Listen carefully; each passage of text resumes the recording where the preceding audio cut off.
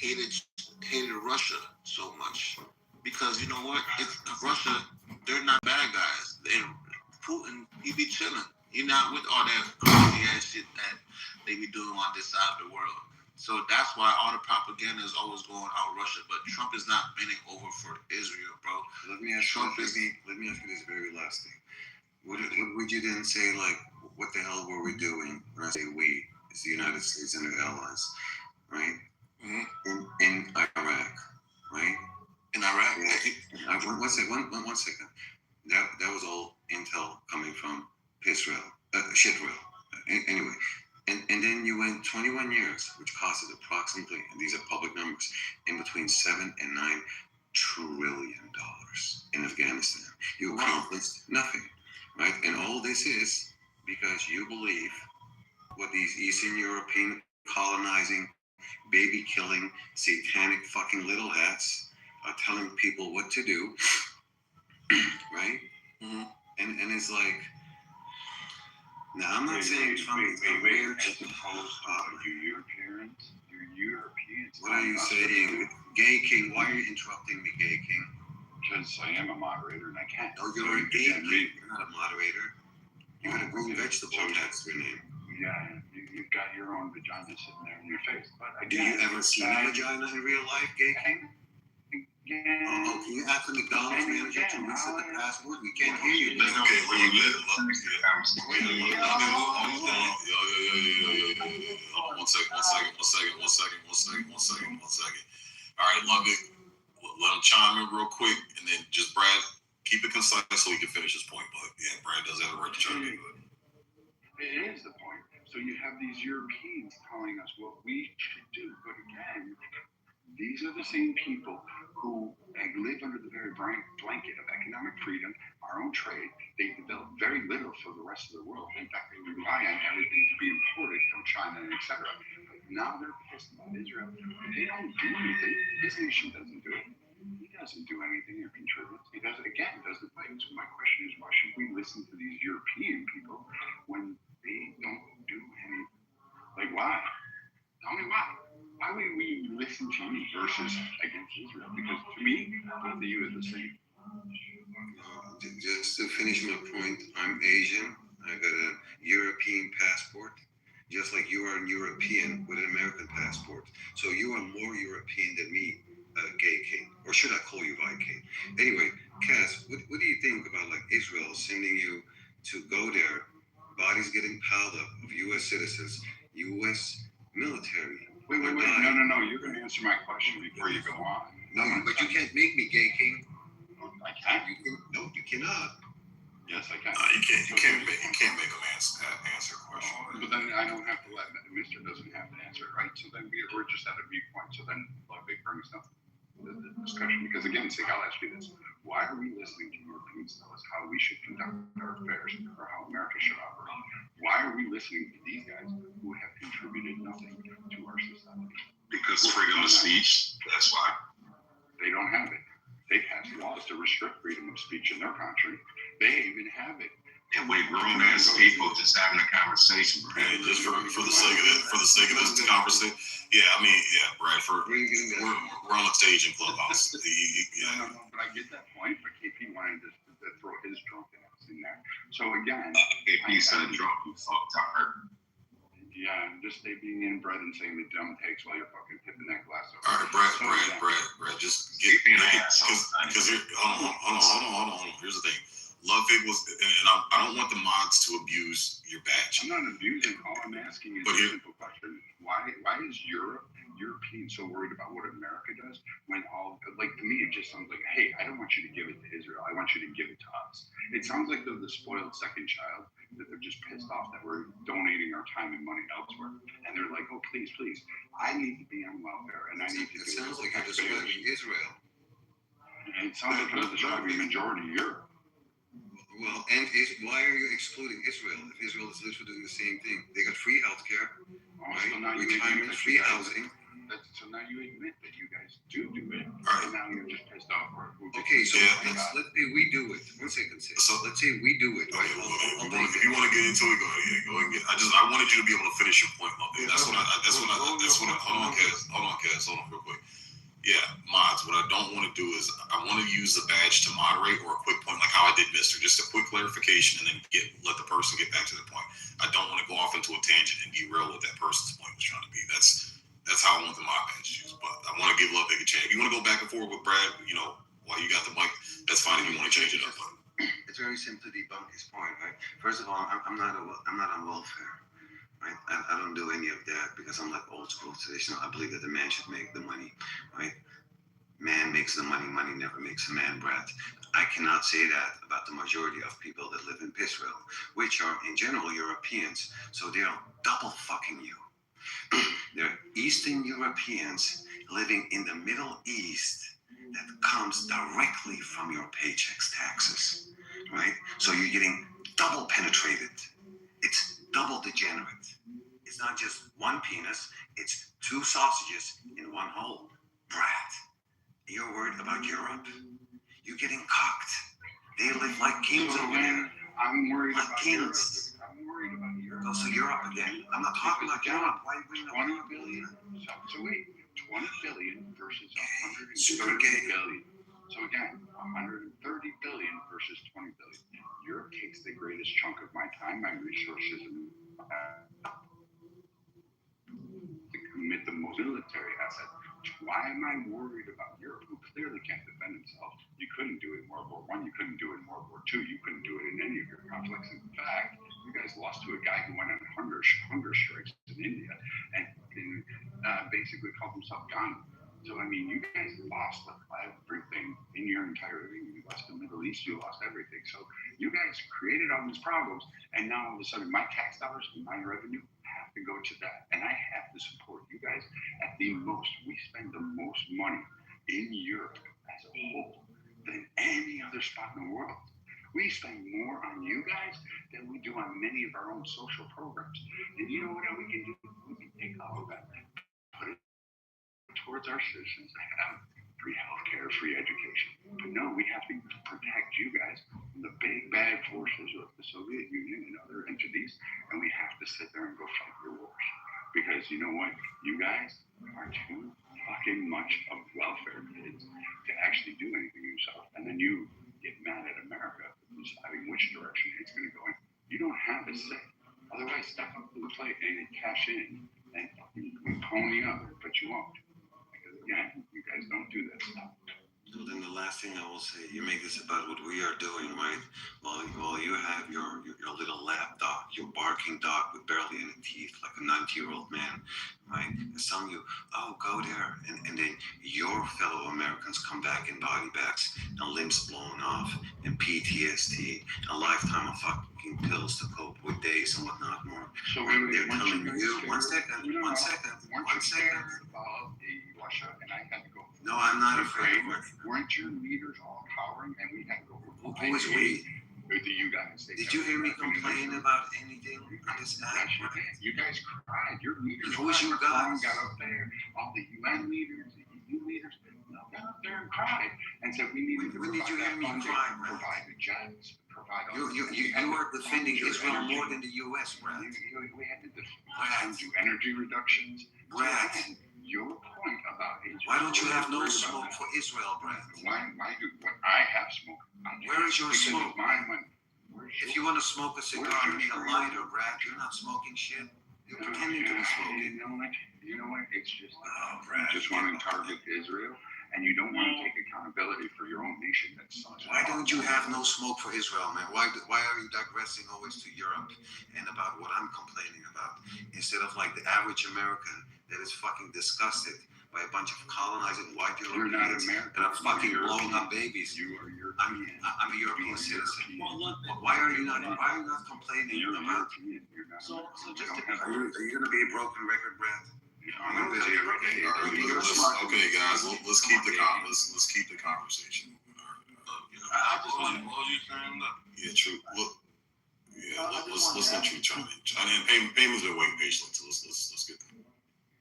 Yeah, I'm enjoying the spat, but I just wanted to say, if we're talking about like the average American's perspective on Israel, I don't think all of Americans like anti-Israel. I think there's a lot of Zionists in this country. I think there's a lot of war hawks in this country. I grew up hearing shit like just nuke the Middle East, so like they don't care.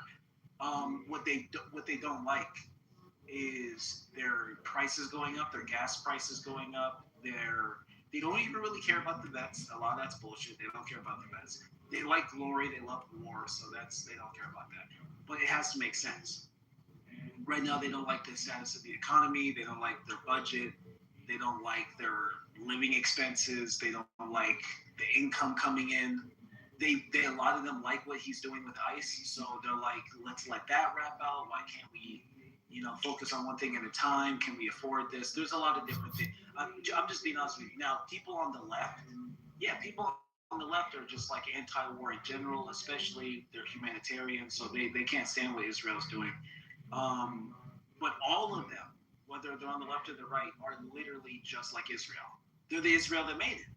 Canada, the Israel that made it. The United States, the Israel that made it.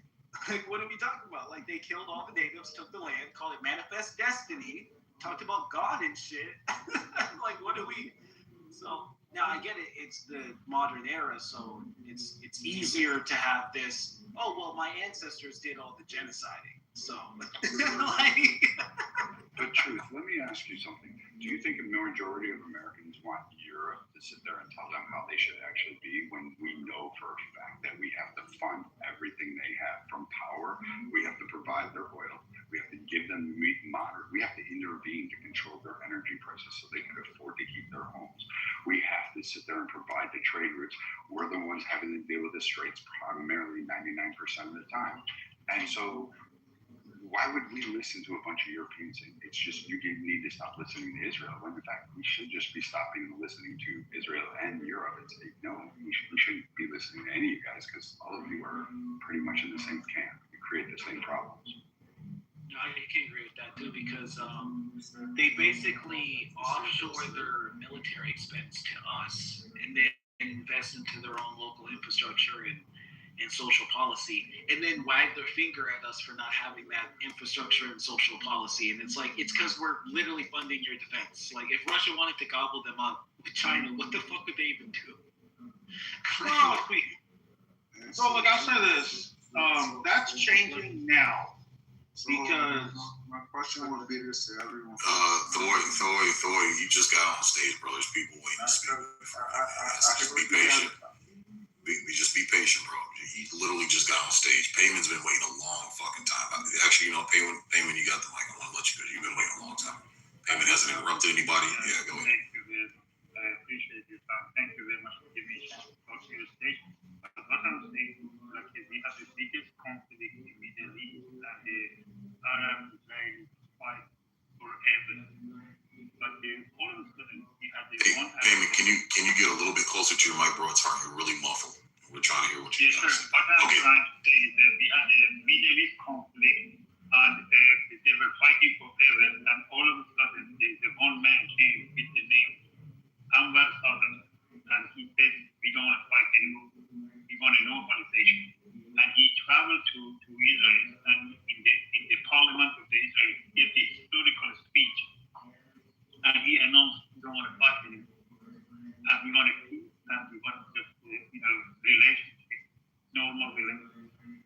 The Arab nation was not ready for him. He came back to his country with all the Arabs, essentially they left the center from Cairo to another country, and he got isolated, and finally they assassinated him. But we have to, Jimmy Carter just trying to make the Begin and the staff to the Camp David. They tried very hard. Nothing was working. Finally, we came to the first administration of the Trump. And Trump picked up this idea of the normalization. And he developed a win-win situation for all the Arab nations. And his first trip was to the Saudi Arabia. He turned to Saudi Arabia with the document from 9/11 to be like coming to the peace treaty. And they shaped all these jihadis and the terrorist sympathizers out of the cabinet. And the Saudi Arabia got the idea, and other Arab nations they start having an embassy of Israel, and they start normalizing. And the only one was left was Saudi Arabia because he's the biggest one.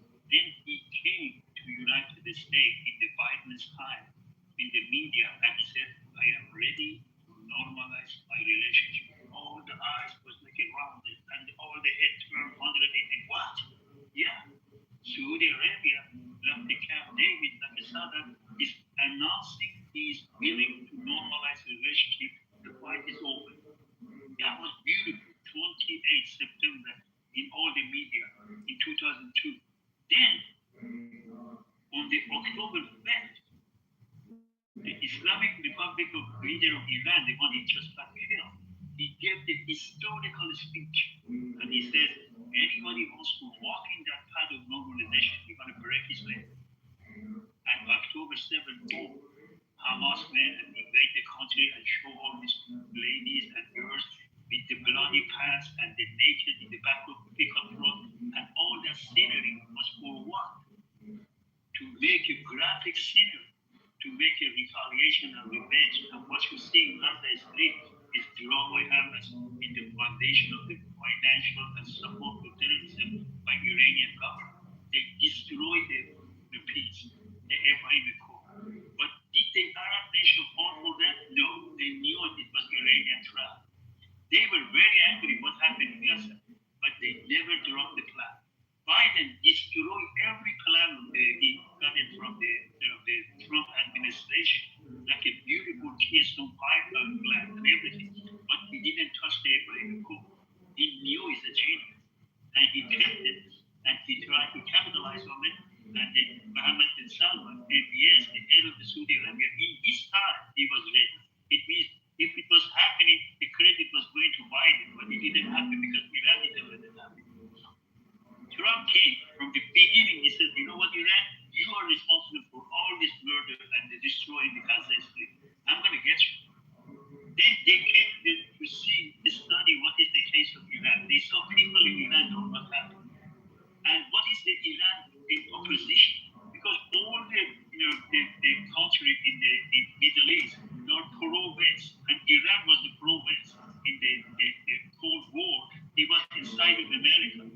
But after 79, with the Brzezinski, doctrine and the Jimmy Carter, they can empower the Muslim against the communists, and they got power. And that was a wrong idea. Why?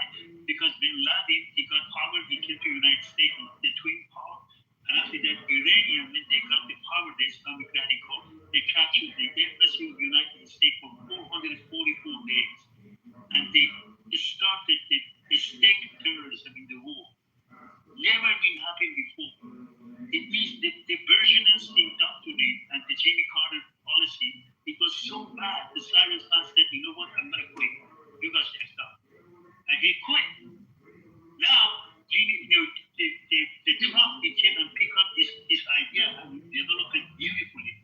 And he went to the Middle East and he got the money, $4.some trillion to invest in the United States for the AI and renewable energy and everything. It means we have the biggest customer in Persian Gulf. We need what? We need stability and peace. Who is the obstacle? Iranian government.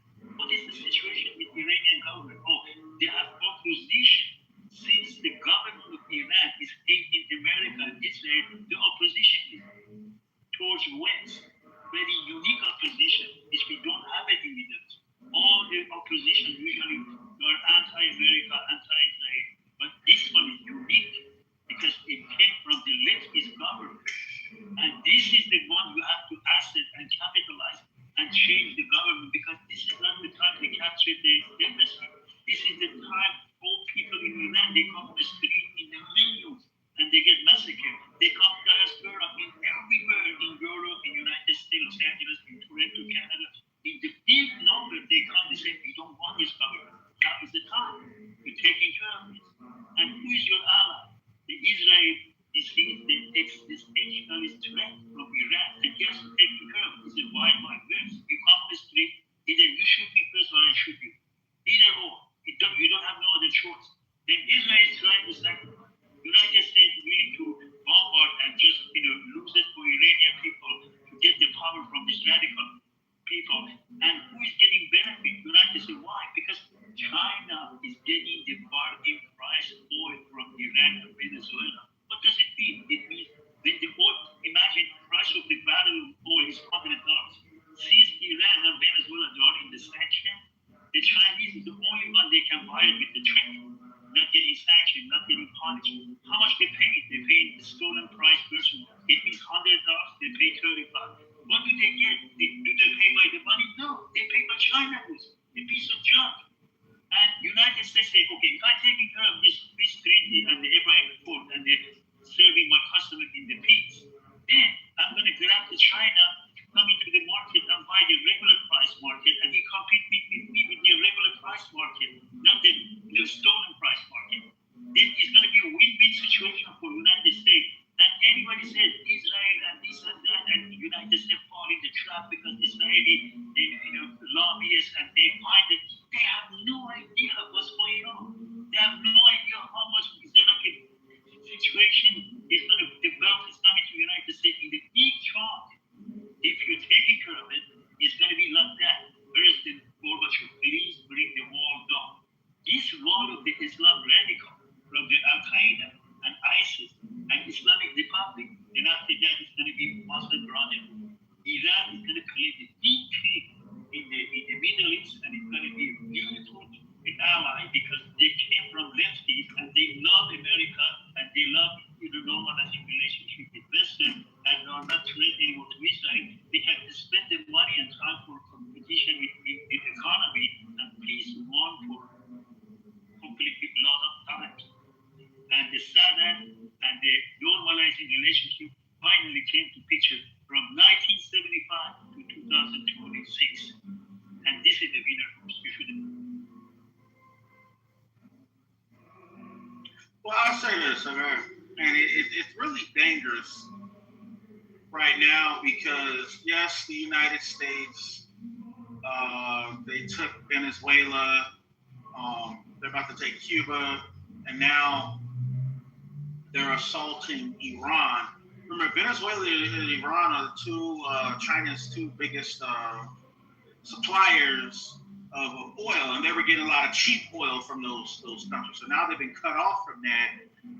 So the big threat is, what if the Chinese are like, hey, these guys are cutting off our economy? Remember, the Chinese economy is already in trouble. It's already been in trouble for the past few years. They already had a housing crash within the last 3 years. They've had, you know what I mean? They've had, rising energy prices and stuff.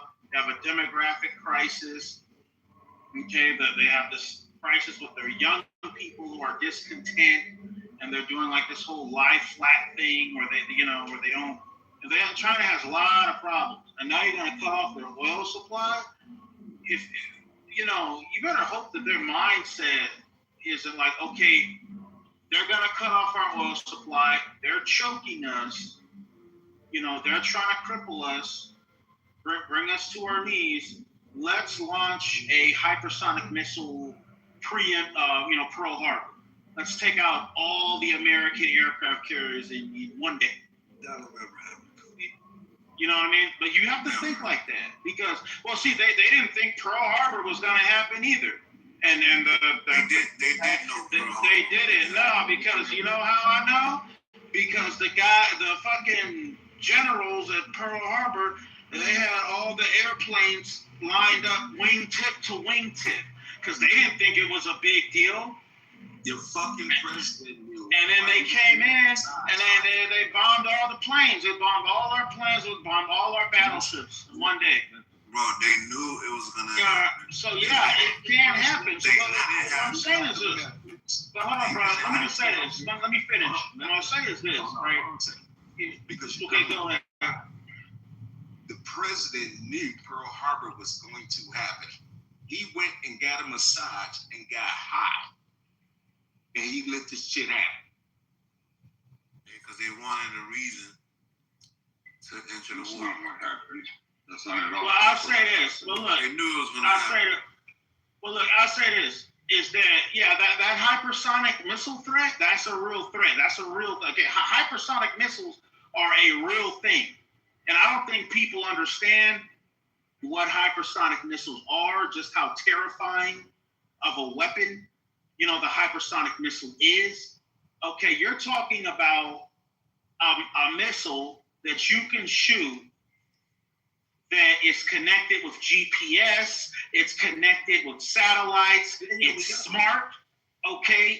You know what I mean? It can literally turn on, it can do a 90-degree turn, okay? It can see the battlefield in front of it. When it gets close to its target, if it sees that its target is already hit, is already on fire, it'll turn and go to another ship that's not hit yet. You know what I mean? And it flies so low, radar can't, this thing can fly, fucking 50 feet off the ground, and then you know what I mean? And then it can pick its target in real time. You know what I mean? This shit is devastating. And so, like I said, if they decide to China decides to use that weapon, okay, U.S. is in trouble. We could lose all of our, okay, they got 3 aircraft carriers over there right now.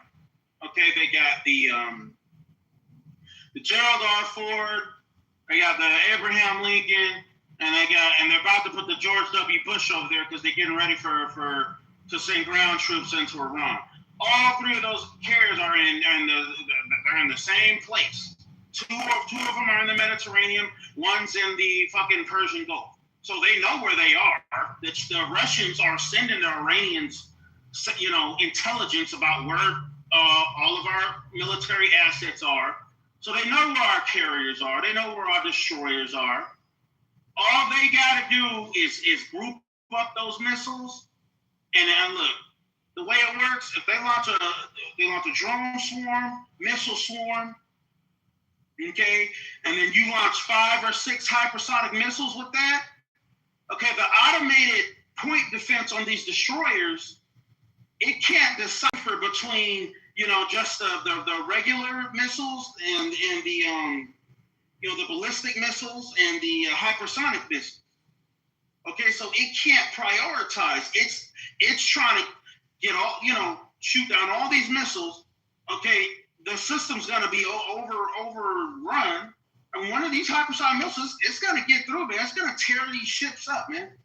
It's gonna be bad. Shit, man. China it's gonna be bad. Trust me. We lose our first ship, it's gonna be bad because each destroyer got 300 sailors on it. You take a hypersonic missile to a destroyer, you just lost 300 sailors, just like that. A $6 billion destroyer taking down. Bro, just again, so China's not going to attack anybody. America has bases, allies surrounding China. They're literally surrounded by Singapore, the Philippines, Japan. There's so many different countries. South Korea obviously would have to contend with North Korea, but it's not happening. China's already publicly stated that they are very prepared to.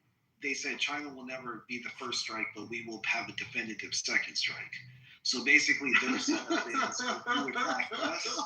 No, that's anyway. His name is Victor Mao. If you want to look that up, that video, Victor, and his last name is Mao, M-A-O. So truth, you're right, because 2 of their carriers aren't even functioning. The third one barely floats. And we've already proven that their advanced weaponry we can shut down instantaneously, which we proved in Venezuela. We shut it down in no problem with that. So all of that talk about how we should be scared, we just showed China that we aren't afraid. So all of that technology that everybody's afraid of, and the fact that the carrier groups trying to hit a carrier, good luck. I mean, you're going to have to do your best. The defensive systems that are on a carrier are massive.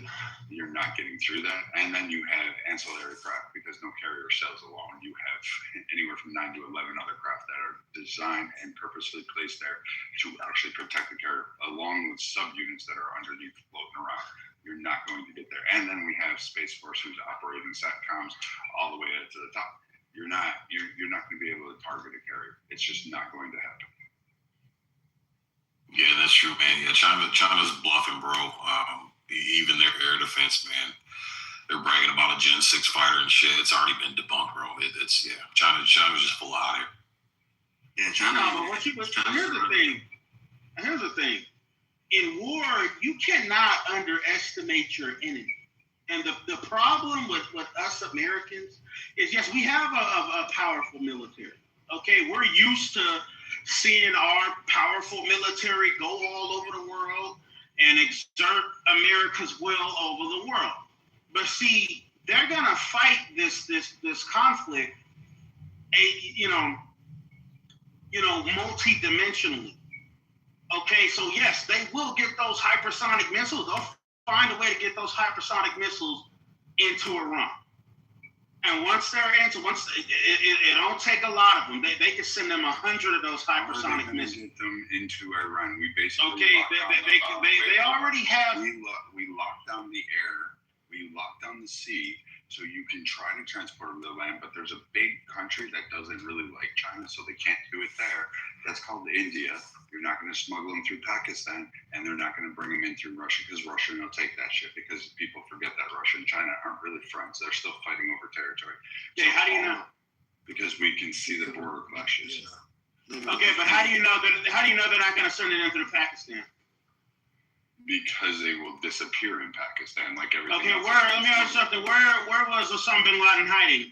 Where did they find him at? How do you think we found him? Is when he went and set up shop there. Who do you think told us? Hey, no, he was hiding in Pakistan, sir. Pakistan, bro. Oh yes, Osama was in Pakistan. No, that's where they found him. That's where they found him. Go look it up. That's where they told you.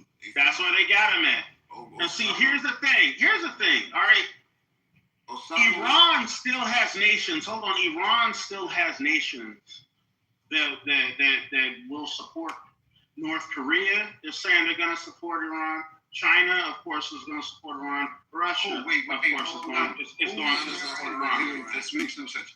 Who in Iran would actually say that? Because there is no government in Iran. All of that lead Matrix. They're off for their sky daddy. So you don't have.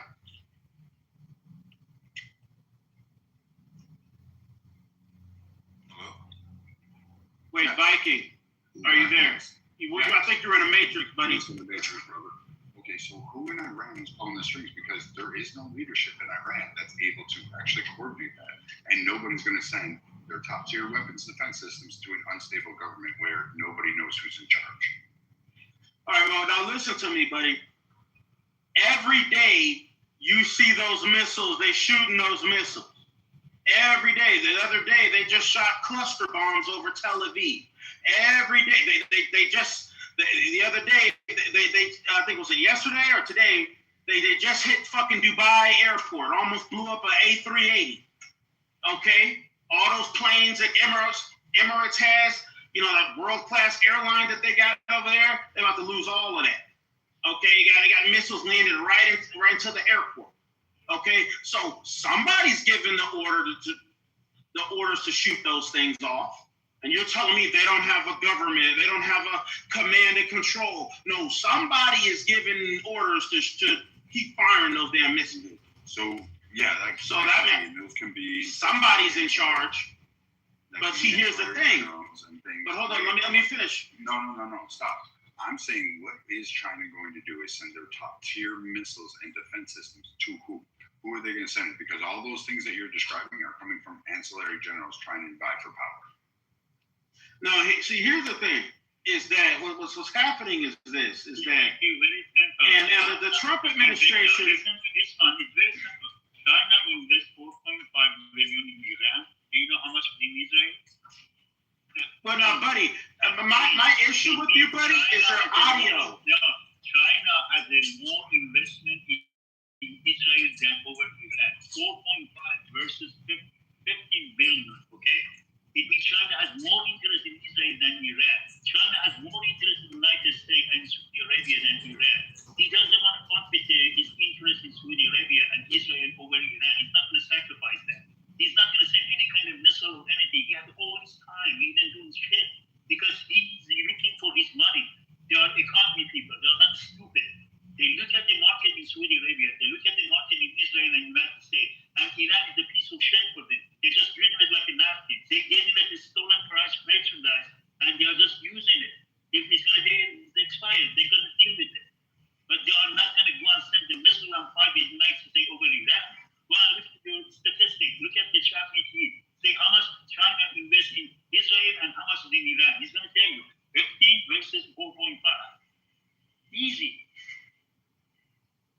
Now, buddy, my only issue with you is just your audio. If there's something you can do about it, I don't know if it's your mic, but it's sometimes it's just hard. I got an idea of what you're saying, but sometimes it's hard for me to hear certain words. Maybe if you can use a different mic or if you can come closer to your mic, I don't know. But to me, you sound like real staticky. So if you could just work on that, that'd be great. Or maybe speak louder. I was trying to tell you, China investment in Israel is a very teeny tiny country. It's like a 1 million state of Iran. It's 15 billion. But how much is in Iran? The whole country, 4.5.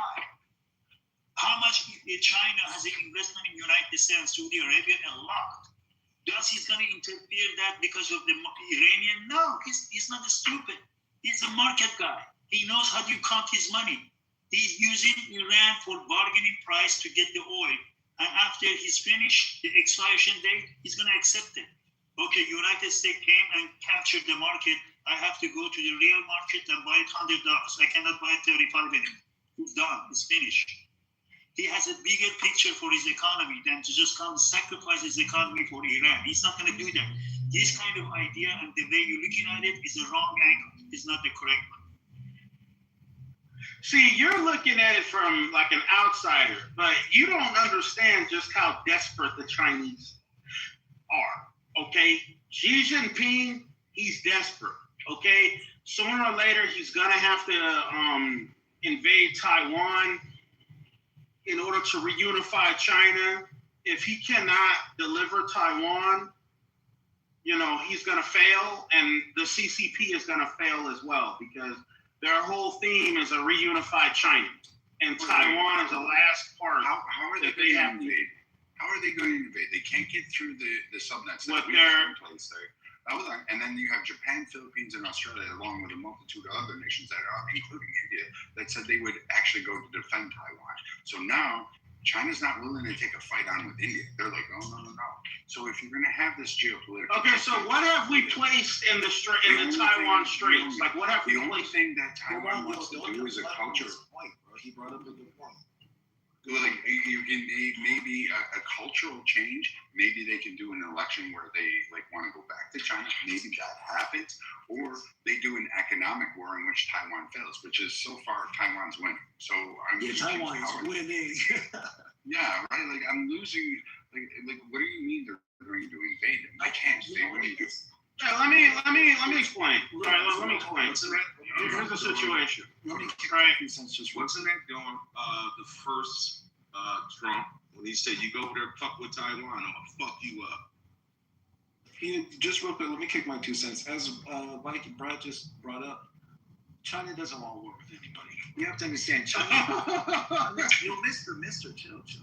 China's actually in one of the best positions any country's ever been in historically. Like, it wouldn't even make sense for China to start a war. That's ridiculous. BRICS is actually largely successful. Them creating an alternative supply chain to the West supply chain is successful.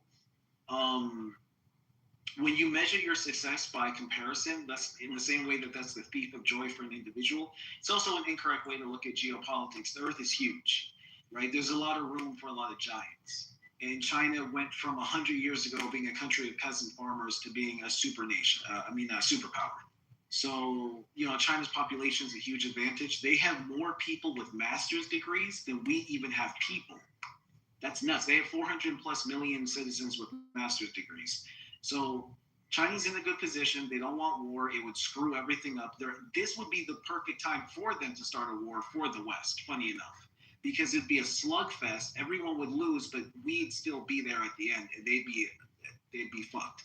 So, and that's just because there's hegemony. So hegemony, just real quick for anyone who doesn't know, hegemony, just the idea that there is an established status quo.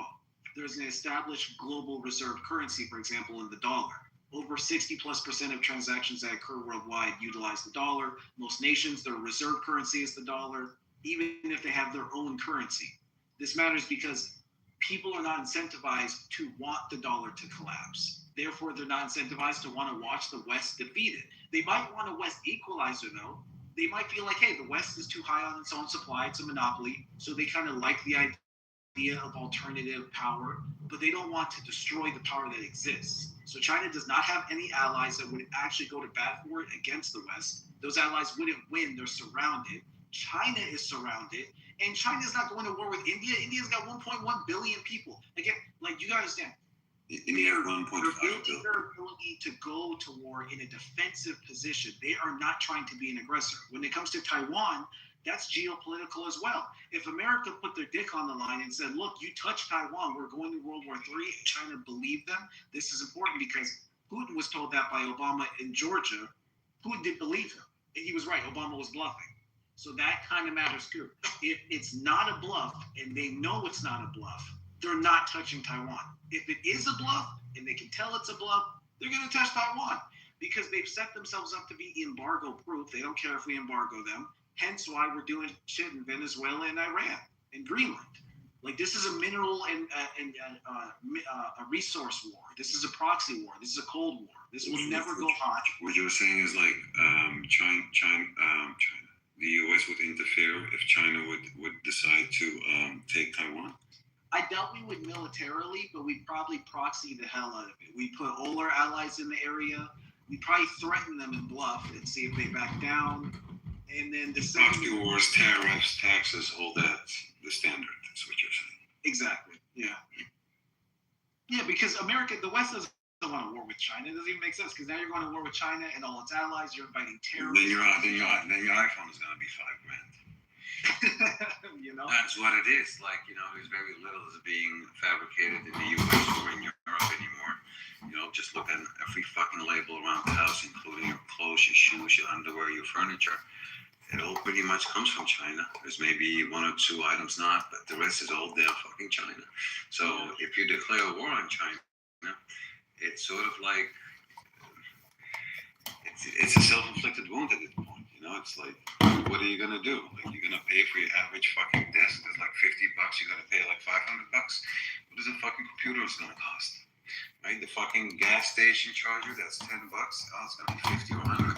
In China, Like, you're gonna do that for 6 months, and you can go on forever with all the fucking items that you buy every day for pennies on a dollar. They're gonna be fucking 5, 10, 20x, God knows. and China does want to lose that income. Not gonna happen. Yeah, no. Look, I'll say this. All right? And see, you guys at this, like, logically, but like analysis of it, I know China is in trouble. Their economy has been in trouble last 3 years, and now they've been cut off from their two biggest supplies of cheap oil. The Chinese need cheap oil.